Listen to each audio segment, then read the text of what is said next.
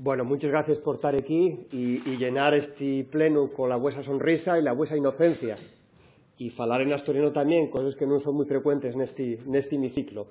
Voy llevos un texto de Olaya Mallada, que está escrito en Avilés en 1991, un momento en el que xente como yo estábamos entrando na facultad e de algunos saliendo tamén, e onde había un ambiente en Asturias que non era precisamente el de los escapes de gas, pero que pesaba tamén mucho, e era el ambiente de que en Asturias como que non había mucho futuro, como que teníais que marchar.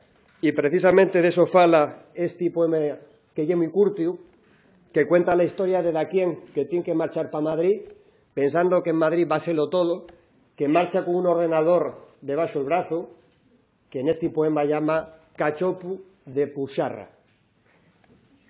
Non yeres naide, y crees que en Madrid daquén, como un dios, aunque más bien como Ícaro, va a fallar la to enerxía, el to poder, la to estrella. Non yeres naide, non vas selo nunca. Lo único que lleves baixo el brazo ye un cacharro lleno cachopu de puxarra.